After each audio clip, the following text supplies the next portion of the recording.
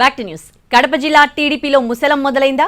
Ticket కేటాయింపు తర్వాత ఒక్కొక్కరిగా సీనియర్ నేతలు సైకిల్ దిగి ఫ్యాన్ కిందికి చేరిపోతున్నారా? జగన్ సొంత జిల్లాలో సైకిల్ రివర్స్ గేర్లో పోతోందా?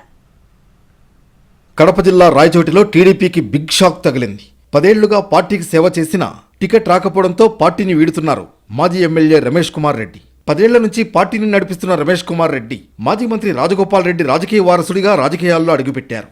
లక్కిరెడ్డిపల్లి ఎమ్మెల్యేగా పనిచేసిన రమేష్ కుమార్ రెడ్డి తనను కాదని రాంప్రసాద్ రెడ్డికి టికెట్ కేటాయించడంపై అసంతృప్తిగా ఉన్నారు. చంద్రబాబు టికెట్ అమ్ముకున్నారంటూ ఆరోపించిన రమేష్ కుమార్ రెడ్డి నేడు జగన్ సమక్షంలో వైసీపీలో చేరనున్నారు.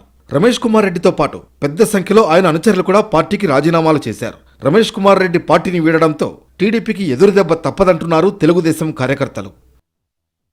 రాయచోటి ఉమ్మడి కడప జిల్లాలో కీలక నియోజకవర్గం.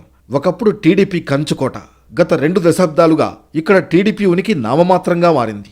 మొన్నటి వరకు రాయచోటి టీడీపీ ఇన్ఛార్జిగా ఉన్న రమేష్ కుమార్ రెడ్డి సైకిల్ దిగి ఫ్యాన్ కిందకు చేరాలని నిర్ణయించుకున్నట్లు తెలుస్తోంది. పోతూ చంద్రబాబుపై ఘాటు వ్యాఖ్యలు చేయడం రాయచోటి టీడీపీలో కలకలం రేపుతోంది. రమేష్ కుమార్ రెడ్డి సోదరుడు శ్రీనివాసులు రెడ్డి కడప జిల్లా టీడీపీ అధ్యక్షుడిగా కొనసాగుతున్నారు. కడప అసెంబ్లీ నుంచి తన మరదలు మాధవిరెడ్డి పోటీలో ఉన్నారు. అయినా రమేష్ కుమార్ రెడ్డి టీడీపీకి రాజీనామా చేయడం ఉమ్మడి కడప జిల్లాలో టీడీపీకి షాక్ అంటున్నారు కార్యకర్తలు. 2009లో నియోజకవర్గాల పునర్విభజన తర్వాత లక్కిరెడ్డిపల్లెను రాయచోటిలో కలపడంతో రాయచోటు నుంచి టీడీపీ అభ్యర్థిగా పోటీ చేస్తూ వచ్చారు రమేష్ కుమార్ రెడ్డి.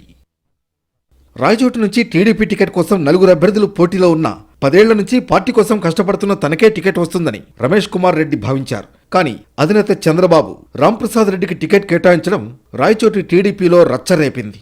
టికెట్ ప్రకటన రోజే రమేష్ రెడ్డి అనుచరులు చంద్రబాబు దిష్టిబొమ్మను దగ్ధం చేసి నిరసన వ్యక్తం చేశారు. టికెట్ కాకపోయినా పార్టీలో సముచిత స్థానం లభిస్తుందని భావించినా అలాంటి హామీ కూడా లేకపోవడంతో వైసీపీ గూటికి చేరాలని రంగం సిద్ధం చేసుకున్నట్లు సమాచారం. ఇటీవల టీడీపీలో చేరిన ద్వారకానాథ్ రెడ్డి కూడా కొంతకాలంగా పార్టీకి దూరంగా ఉంటున్నారు. ఈ పరిణామాలతో రాయచోటిలో మళ్లీ టీడీపీకి ఓటమి తప్పదంటున్నారు రాజకీయ విశ్లేషకులు. పార్టీలో ఒంటరైన రాంప్రసాద్ రెడ్డి బలమైన వైసీపీ అభ్యర్థి శ్రీకాంత్ రెడ్డికి ఎలాంటి పోటీ ఇస్తారో చూడాల్సిందే.